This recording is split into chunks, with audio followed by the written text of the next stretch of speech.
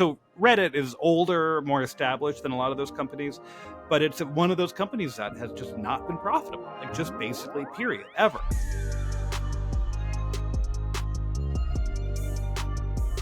We're joined by Alex Perrine, journalist who has been reporting recently on Reddit and all things Reddit. Alex, how are you doing? I'm doing well. How are you? I'm okay.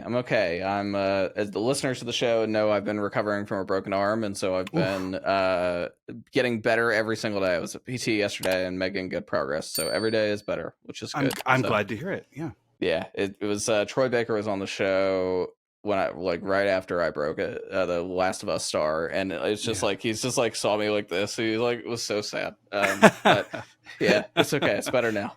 High level for us here. Prem and I will, obviously preface this a little bit in the intro, but tell us a little bit about what's going on with Reddit for like the layman that may not know anything else besides the platform. What is the big change here? I could explain what Reddit is, but it's such a huge website. I'm going to assume you at least know what Reddit is. but if you haven't been paying attention to the news, basically, what Reddit has decided. After many, many years of offering it for free, they decided to start charging for their API. And basically what that means is for third-party apps that, people can access Reddit through a third-party app not produced by Reddit. They used to get all of the data from Reddit for free for years and years and years and years. They would get the data for free, which allowed these apps to work.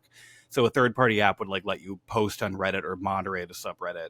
And they were getting all of Reddit's data for free. And Reddit decided to start charging, which in and of itself is not unheard of or unusual. Some of the most prominent developers of the third-party apps that especially moderators and super users are fond of using came out and said that the price Reddit set was unreasonable. It was too high, and that they were given basically too little time to adapt. When big tech companies make these changes, oftentimes if a Google or someone like that does it, they will give their partners and their outside developers a year or so to prepare for these changes. In this case, Reddit was basically saying, you have a month or two, and then we're going to start charging you per user.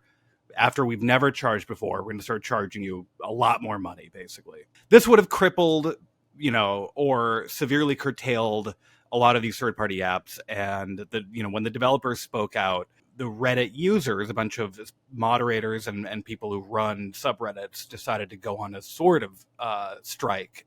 And many of them, including some of the most popular and most visited subreddits, went dark, which is to say they went private, to protest the change and to protest the way the change was being implemented. Some of them said they would do it for 48 hours. Some of them said they would do it indefinitely. As of now, I haven't actually checked. I think a lot of them are back, but not all of them are back. And going private means, it's if you are not a subscriber, if you're not in that subreddit already, you can't access it. You can't find it on Google, all these other things. So this is the context, the important context.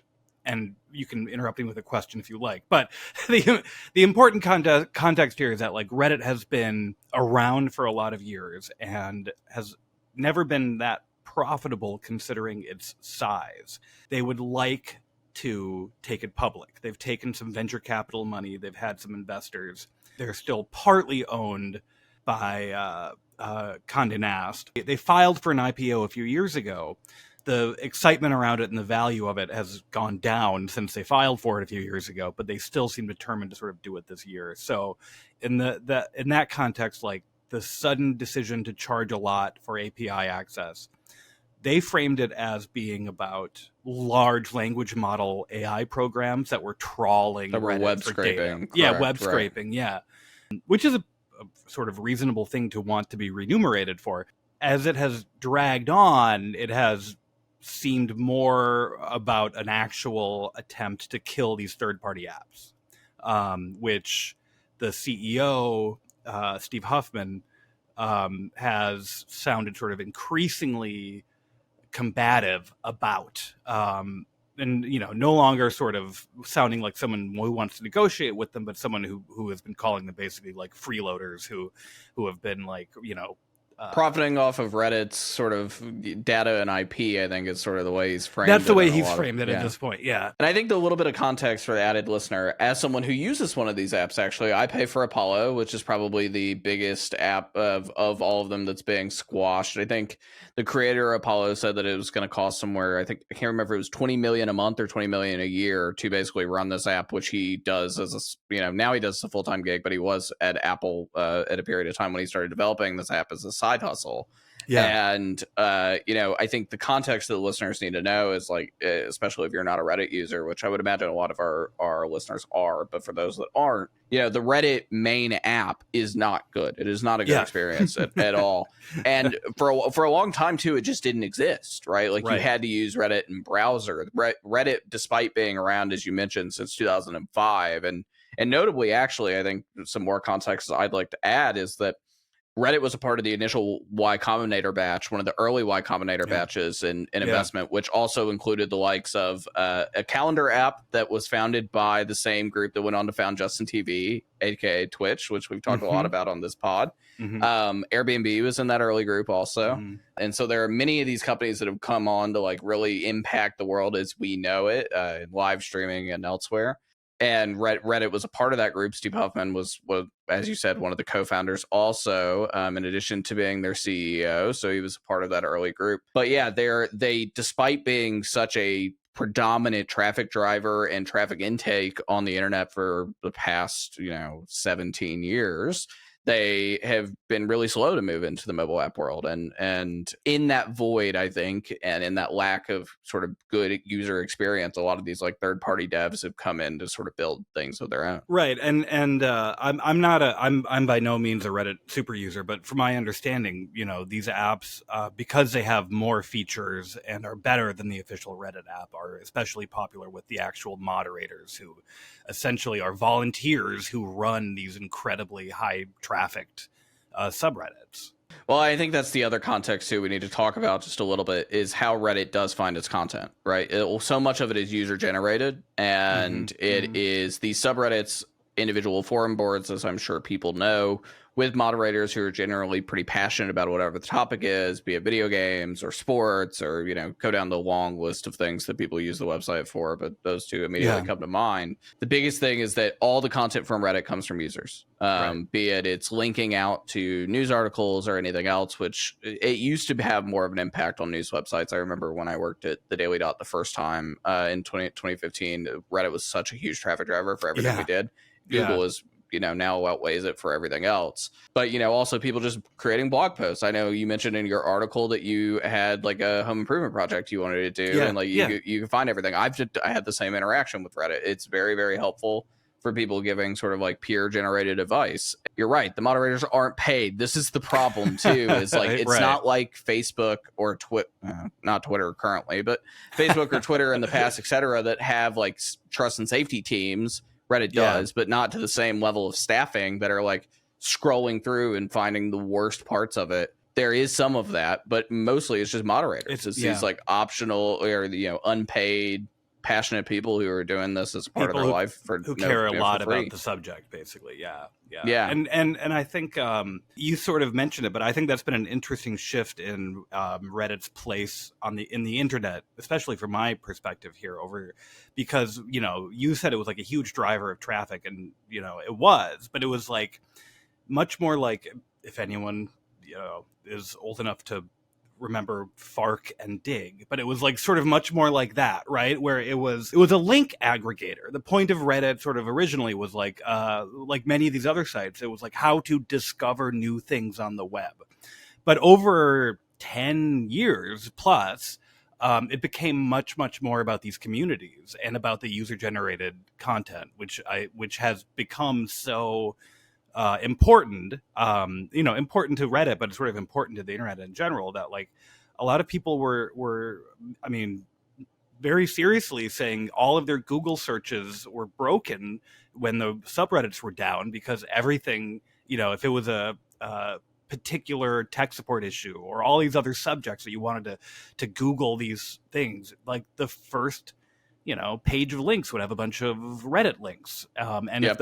if those, And they're often more accurate, as you point out, than like yeah, some random, SEO generated thing. I find that Reddit usually has, especially like Reddit comments, just like usually have better advice for some of these things yeah, than a lot of these SEO generated websites. it's funny because to some extent that's the very old fashioned dream of the internet, was like bringing together, you know, subject matter experts and enthusiasts and all that other stuff. And then like you mentioned, I go in there with a sort of arcane question about home networking, about setting up Mocha to get internet through coax, right? And it's like I'm not going to find the article I need about that on CNET, or I don't think, right? But if I go and I ask the question correctly, a guy on Reddit who I've never met before, like, helpfully walked me through everything I needed.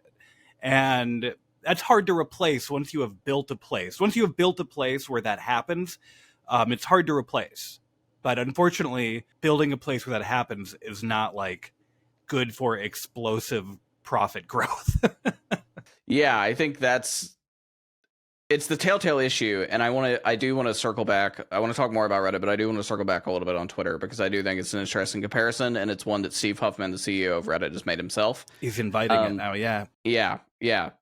So I think walk our listeners through maybe a little bit the timeline of how things have played out over the past couple of weeks as you've seen it, from like the developers of Apollo and some of the other apps like speaking out about what this would do to their apps, obviously like throwing in outrage with the moderators, etc., to like present day what's happened now. From my sort of understanding, it seems like, and you mentioned the developer of Apollo, which is one of the biggest of these apps, and I think was even mentioned in Apple's last presentation for their new VR thing. Like, that's how sort of prominent it is. But like, the developer is one guy, and from his narrative, basically, like, what started as a conversation about how they can find a sort of mutually beneficial solution, there was a period in which, like, he heard they were going to start making API changes. They went radio silent, and then when they finally came back to him, they had these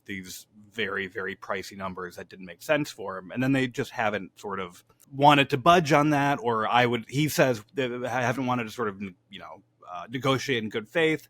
But in the meantime, Huffman, the CEO, like, he did a Q&A on the site, and Ask Me Anything, as it's called on Reddit. But he did a Q&A on the site where I might have the number wrong, but I think he answered like 14 questions. But like, it was just like a sort of universally negative. Everyone was, all of his answers were downvoted. But in an interview, because he's done a couple interviews since then, he has basically praised the way Elon Musk has been operating since he took over Twitter. And what Elon Musk has done since he took over Twitter was fire or force out a huge amount of the staff.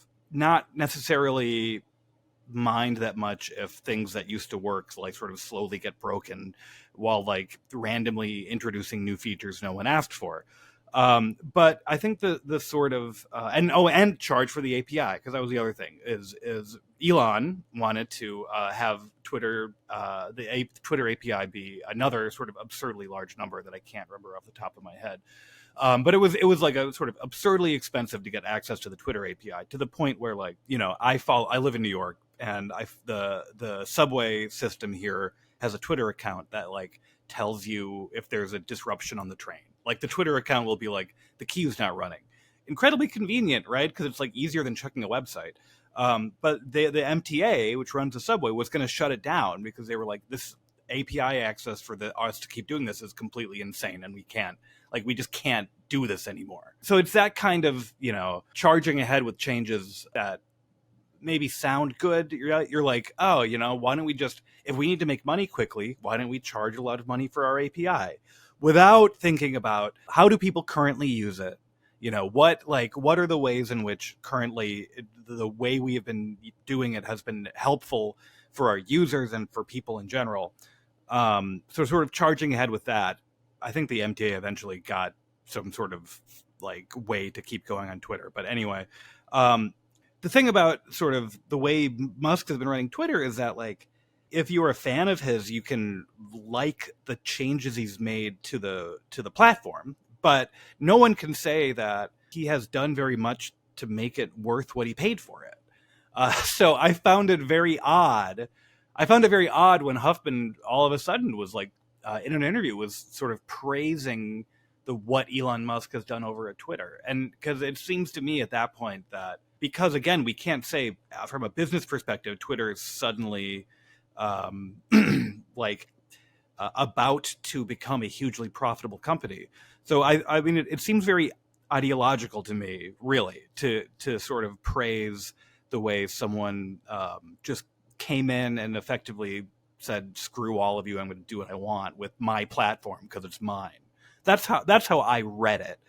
I completely did not mean to pun there, but like, as I mentioned, the idea here is to try to make the site look attractive for investors, and that's the idea. Try to make it look attractive for investors, and so that can explain a lot of a reason why third party apps, why they might want to kill them. A reason why they might want to kill them is that ads aren't served on them, and Reddit is a primarily advertising supported business. Yeah, but even in that case, like, it seems to me that given care and attention, that could have just been figured out.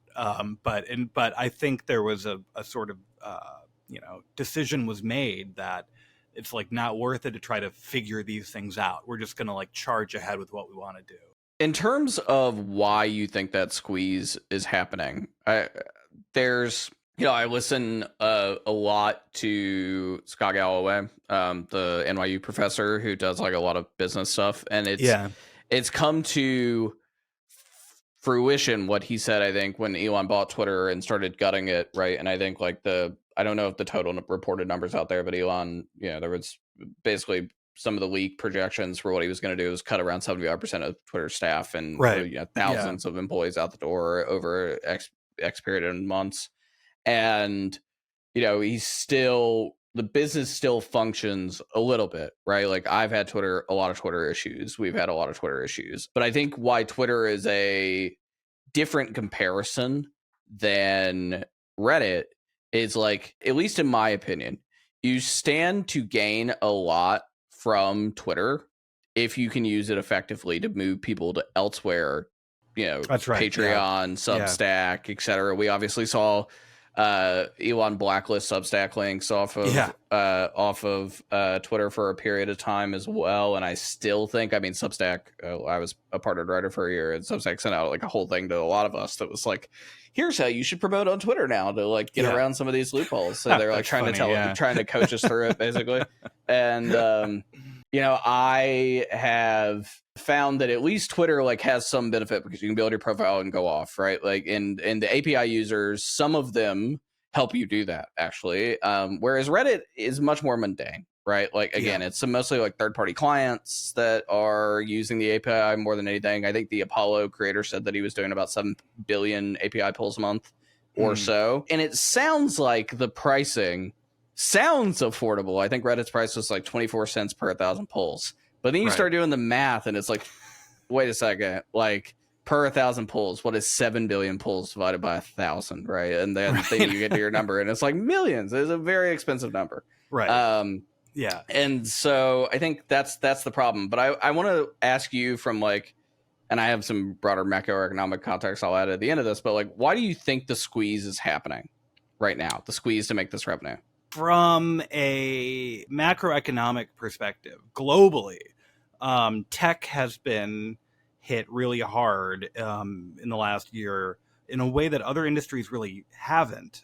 And one reason for that is the environment in which a lot of these tech companies came up was one in which it was trivially easy to raise money and unimportant to show a profit for not just for a short amount of time, but sometimes for years. If you could project massive growth, the fact that you were losing a fortune all the time didn't matter. There was just a lot of cheap money looking for explosive growth, and this is the Basically, zero interest rates was sort of one of the big macroeconomic reasons for it. It was money was cheap, so to speak. That period has come to an end. And, now we're in a period of the Fed raising rates and a period of the first time we've had sustained inflation in my adult life. Some people refer to them as zombie companies, which are these tech companies that basically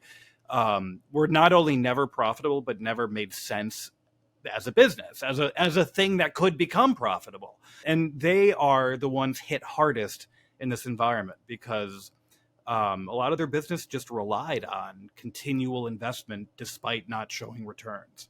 So it all sounds sort of crazy, but that's how the industry worked for a long time. So Reddit is older, more established than a lot of those companies, but it's one of those companies that has just not been profitable, like just basically period, ever, for a lot of reasons. But from my understanding, at the height of the meme stock boom, that was when they decided to file for an IPO, when Reddit was being talked about in the financial press as like the place that was moving the stock market.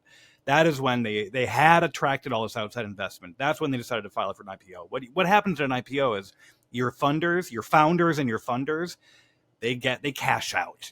That's what the dream is. They cash out. That was a few years ago at this point, and the value of the company has, declined because it has not turned out, to be monetizable. What Reddit does, I think, is important.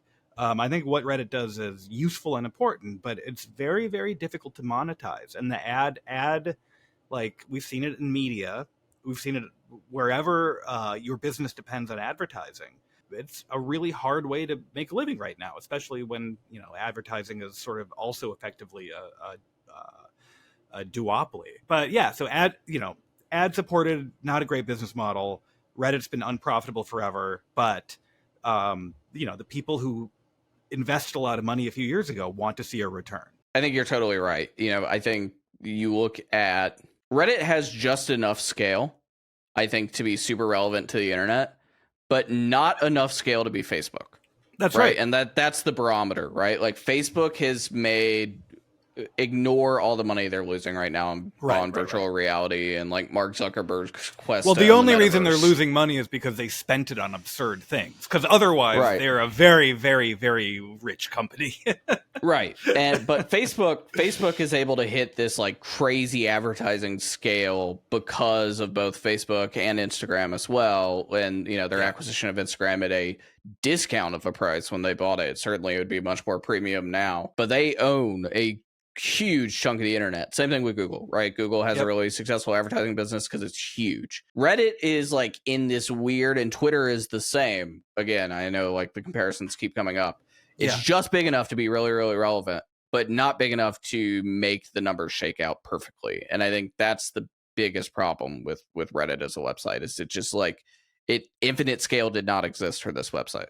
And I think that's totally right, and it also explains the weird place that both those, because I think as platforms they are very, very different. But I do think that explains the weird place they both find themselves in, because they have the mind share, they have the user base, they have their sort of overall importance, but they're just not large and powerful enough to control a market as effectively as Facebook and Google are. And so I think that's part of the reason why, that's why Twitter went to court to make Elon buy them, essentially, because they weren't going to see that price again that he had offered. The people who have been investing in these sites, people who have been, looking for a return from operating these massive, massive platforms for a long time, are basically like, I think, like it's now or never. Like we gotta get a return now. Yeah, and I think too, like the other thing about them that differs from Facebook is how relevant Facebook is in countries in the rest of the world besides the West. Right? Yeah. Like Reddit is and Twitter are very successful in North America and Europe in particular, but mostly in the rest of the Western Hemisphere, South America, and some places too. But there are alternatives to them in China and other places, right? And that are more active and more used in places like China and South Korea, because there are other massive companies where those things exist. And so therefore, it's not as relevant as, Facebook is like the internet's phone book is the way I always think about it. That's Like right. Yeah. everybody's there, right? In Yeah. the entire world, somebody, Yeah. has a Facebook profile. It's pretty massive. It takes up a lot of our brain. I think a lot of media people in particular are very addicted to it, myself included. Right. But it's not the same. You can't Yeah. find everyone on Twitter. And and that lack of global reach, like, puts a cap on potential growth too, right? Because Sure. it's very unlikely they're ever going to replace, the sort of the Weebos of the world, yeah, etc. that's right. Yeah, That's right. Yeah. So I want to talk a little bit about like the revolt, right? Because I think it was like, the original plan for a lot of these Reddit moderators on some of the biggest, most used forum boards on the entire website. I think RNBA was one of them, which RNBA is the NBA fan subreddit. Yeah. It's huge, Yeah. massive subreddit. Was they, like you said, they went private. If you weren't already subscribed, you couldn't access it, right? A lot of people don't subscribe. They just like open it up on the, on the app or on the website and just look at it or whatever. That's right. Yeah. I'm victim of that. I don't subscribe to a lot of the subreddits. Me too. Yeah. So I'm a perpetrator in that case. But some of them went private for 48 hours and are now back. Some of them are still private, as you mentioned. And some of them have come back, and instead of just being private, the user basis and the moderators have started posting John Oliver pictures as this way to show protest. So for a while there, I don't think we can open Reddit right now in the middle of this podcast. I don't think this is the case anymore. But the beginning, or like my entire Reddit homepage, it is not the case anymore. The entire Reddit homepage for a little bit there was John Oliver. With John Oliver pictures, yeah. Yes. So do you think that this protest has been anywhat effective, or do you think like people were just giving up and realized like, it's, if we want something to exist, it's gonna continue to exist no matter what, and we're just gonna have to give up? Any kind of protest, you have to. It's really hard to sort of come down completely one side or the other about its efficacy, because I think that the way I sort of said it before was literally the only leverage the users have, and the only leverage the sort of moderators, the sort of unpaid workforce of Reddit have. The only leverage they have is their control of what goes on the site, which gives them a lot of control over the value of the site. So a continued and sustained like battle has the potential to damage Reddit.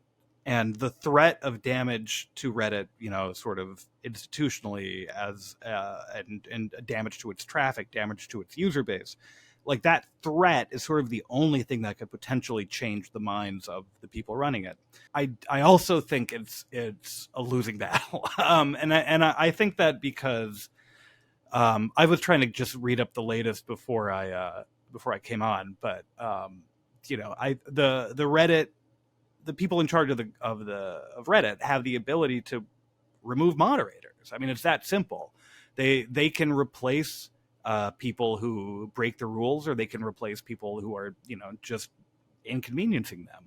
I think the end result could be a Reddit that is less helpful and less useful and less interesting, because a lot of the people we're talking about leave or are forced out.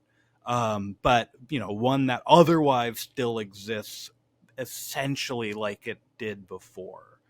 And that's not really a victory. That's not a victory for Reddit, because that's not a wildly profitable platform. That's just a slightly diminished version of the thing they already had.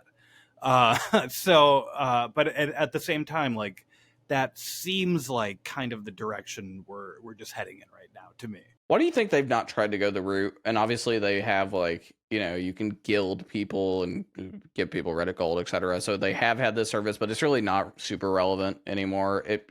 I used to partake a lot more in the League of Legends subreddit, which is one of the biggest subreddits on the website. And the League subreddit would do that when somebody'd make a really cool piece of content or whatever directly on the website and be like, oh, here's Reddit gold. Thanks for your thing, like an optional thing. But why do you think they've not tried to go the Elon Musk route of like trying to get people to pay for a user-based subscription? This is complete speculation, so please don't think that I have any knowledge here, but I would suspect that when they have done research around that idea, they think it wouldn't lead to sort of like the explosive growth that they think they want, right? Like adding a charge for certain things would not lead to like a new influx of users or something like that they would be hoping for to show growth. Overall, I think it seems like the sanest solution to me to figure out what to do with the third-party apps that don't run advertising, to figure out, what to do with all these other things. It seems like the sanest solution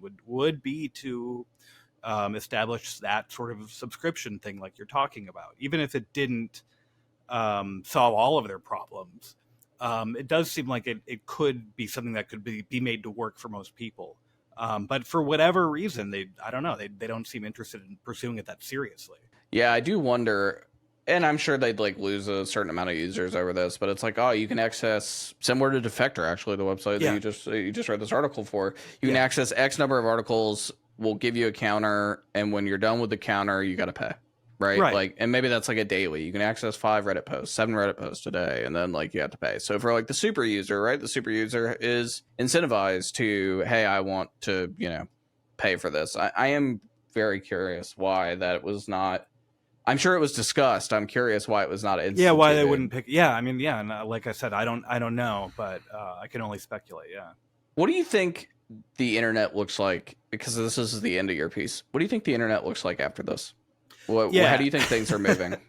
I mean, look, my piece had a very pessimistic ending, and I hope I'm wrong, right? Because I'm not the sort of person who I don't bet on sports, right? I don't make a lot of predictions, so I hope I'm wrong here. But my pessimistic vision is a lot of the things that we take for granted about the internet now, and things that we used to take for granted about the web.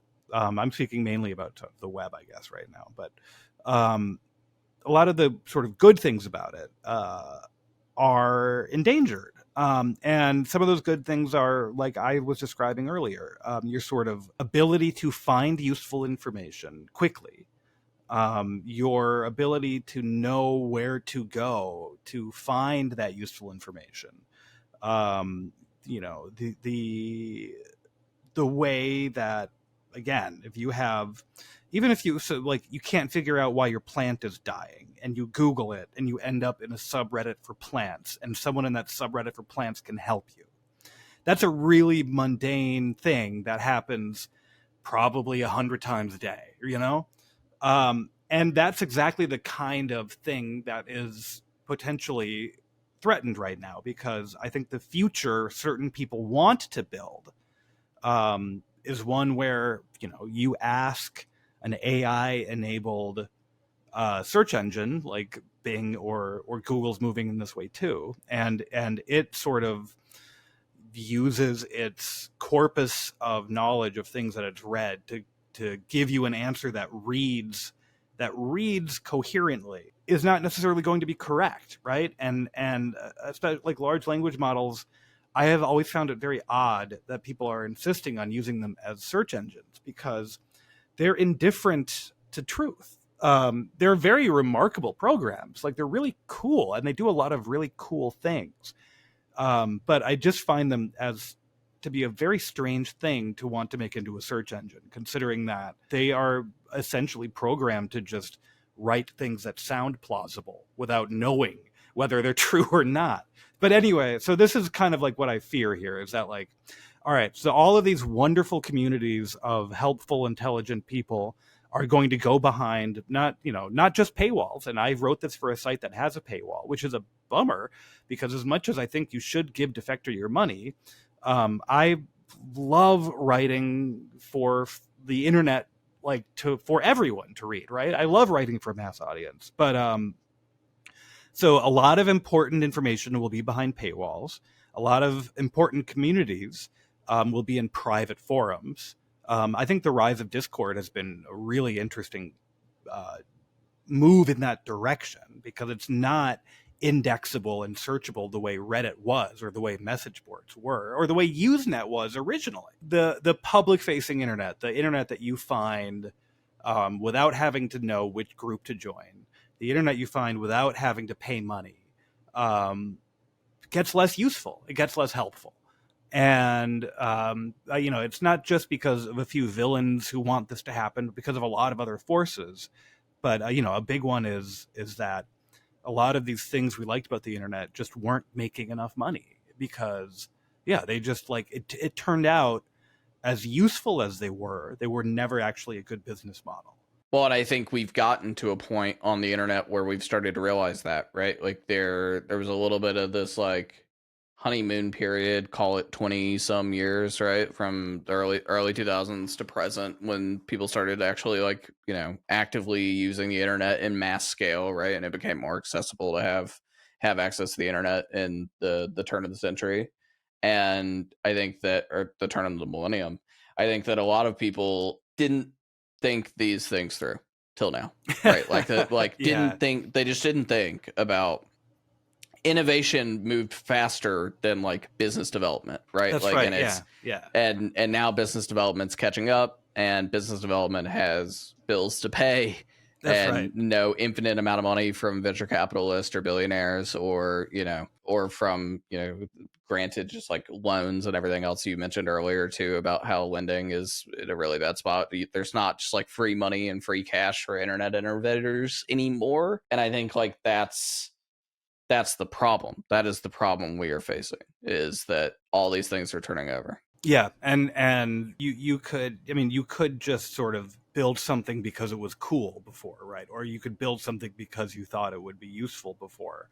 And we might just be entering a period where you don't get to that step until you can show that it actually will make money. Yeah, I mean, we're two journalists here. I have told a lot of young journalism students over the past year and a half, that I've met with. I live in Austin. UT has one of the best programs in the country. I get an opportunity to meet with students like on a relatively frequent basis that are in media spaces, and professors too. And what I've emphasized a lot, and what I think education for journalists is kind of changing over to, is like it's not just good enough to be a journalist anymore.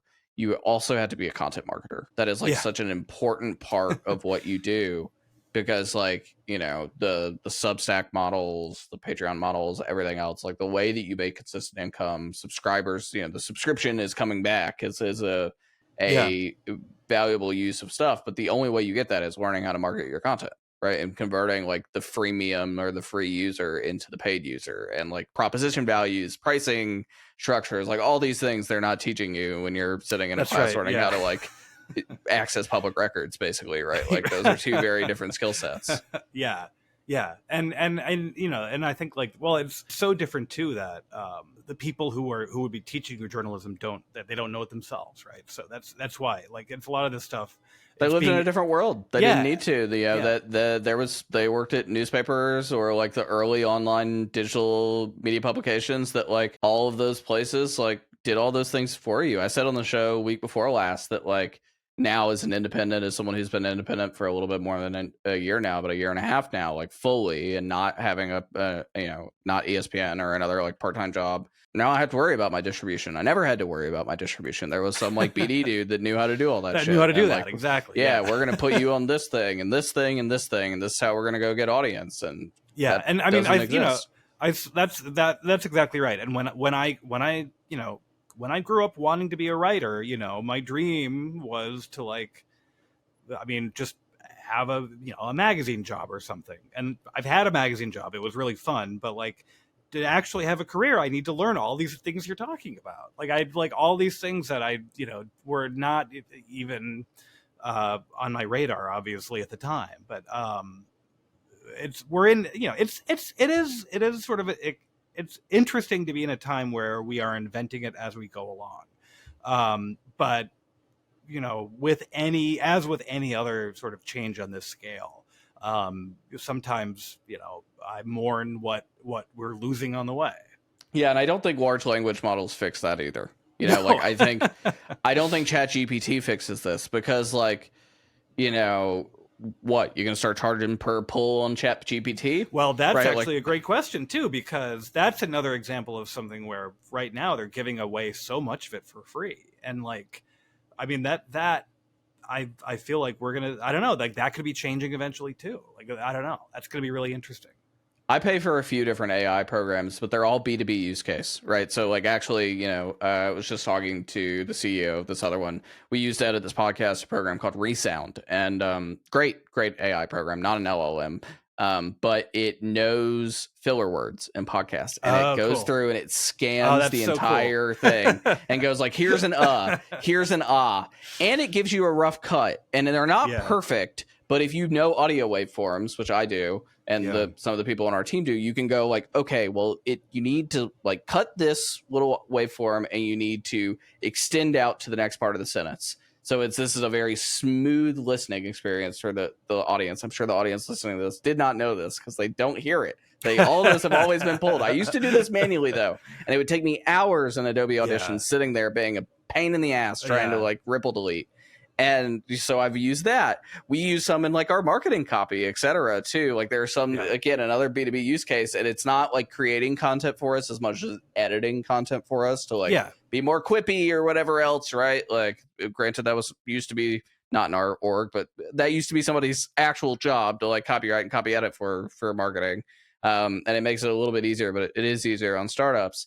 But, I think the search engine ones, the information providing ones, this problem is not fixed by just, having Google Bard or Bing or any of the others. I know you mentioned in your piece, Bing gave you a answer for something you're looking for that you found on Reddit. So and that's right. And I mean, that's the thing is like, there's a lot of uses for these programs that require human management first and foremost. Like they still require sort of human oversight. But I think the people who dream of them replace, and this is maybe sounds a little bit self-interested, but the people who dream of them, replacing journalists or replacing communities of people, it just doesn't seem like it's going to work. It just doesn't seem like it's going to work to me. It's only going to replace the ones where the content aren't original, right? Like if something you're writing has like an opinion or a take in it, or something I'm writing has an opinion or a take in it, it can't replace us because it can't have an emotion, right? And so like that's really unique. Like a perspective is what wins out. But if it's just like web scraping, regurgitating, I think the one it's going to kill, at least most relevant to my audience, I think LLMs kill a lot of these like, how do I beat this shrine in Tears of the Kingdom? Totally. Right. Those are, it's going to keep the gaming ones. Like content mills and guide content. It's going to kill those. Those are going to die. Because those are so like, it can't play the game themselves, but all it takes is one person to write an article on how to do that, and the scraper to find it. And the scraper will find it. And the scraper will find it, and it will display. And I saw somebody post a screenshot of this. I called it out on Twitter a few weeks ago. It will display at the top of Google your Google search, because they were testing the AI-enabled search for Google as a beta tester or alpha tester. And it will go like, okay, here is the answer right at the top, rather than, hey, now you have to scroll down and click through a bunch of links, and some of them are right, some of them are wrong, right? Like, so now it's just like, here's the one, right? It does a good job discerning that. But I do agree. I don't think it replaces the expertise, the knowledge, the perspective, etc. And I think like that is what Reddit's been really usful for, right? Is Reddit has had that for such a long time. Reddit has unique and it's built up this corpus too, where it's like you can find discussions from 6 years ago or whatever that are like relevant to whatever you're looking for, and like that's it's hard to replace that. I'm trying to think of all the ones I've had like, need to replace screws in my TV because I don't have the original ones because I bought it open box or whatever, or like refurbed. Oh, great. It's this screw size. Let me drive to a Home Depot 25 minutes away that says they have that specific screw size. Absolutely. Like some weird, I remember that interaction with Reddit in particular, but it's like, that, or like, it's troubleshooting. It's really, really helpful. It's like kind of what Quora wanted to be at one point. Exactly. And they invented it accidentally. That's what I find so funny, is that like they didn't set out to do that, but they accidentally invented the perfect version of what Quora wanted to be. Yeah, ironically, so did Twitch, which there's a lot to talk about there too. Twitch is not supposed to be what it is today. It is done all by accident. That's right.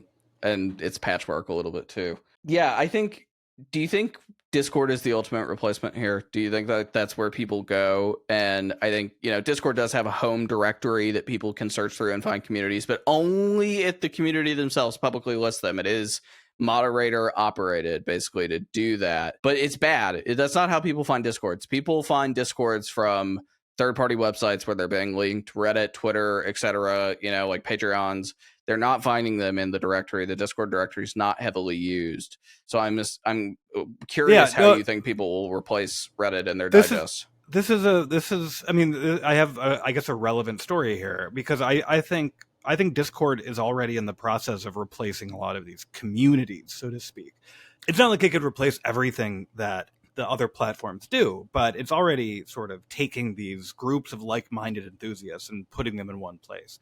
And this is kind of a silly example that shows that I'm like a huge nerd, but like not enough of a nerd to have figured out how to do this on my own. But I was like trying to get a GOG game to run on my Steam Deck, right? And it's like or I was trying to patch it. I was trying to get this like it was a fan-made patch for a Japanese visual novel, and I was trying to get it patched on my Steam Deck so I could run it. And like the thing I had to do was go to a Discord, which I hardly ever use Discord. I'm completely, almost a Discord virgin, right? Like, it's not my usual place to go to find things. But I went in to, the Discord of the people who make the patch, and like got very good help within like a day. Like, they helped me out and they helped me figure out what I was doing. And I was like, that was a great interaction. But it happened because I sort of knew where to go. Google wouldn't have sent me there, right? Like I sort of knew already where to go. So I think like on the positive side, communities of like-minded people are always going to find each other on the internet, and they're always going to be trying to help people out. And on the negative side, it's just going to be harder for everyone to find.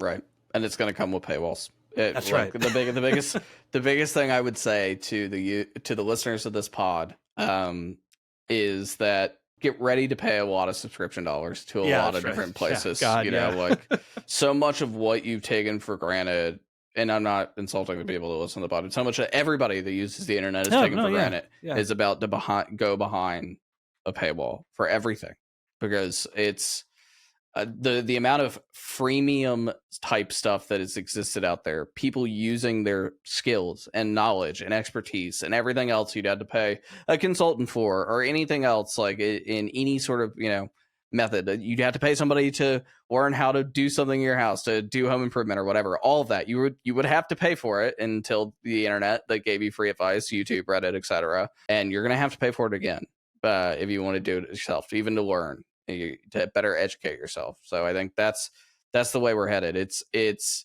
sad, but it felt like it was inevitable. Yeah, I think that's totally right. Yeah. So we're gonna end the pod there. Alex, thank you very much for joining on. Alex Perrine is a journalist. You can go read his piece on Defector about Reddit, which we will link in the show notes as well. Alex, thank you very much for joining us on the show. It was a pleasure. Thank you so much for having me. Thanks for watching Visionaries on YouTube. For more content, please subscribe to the Overcome channel.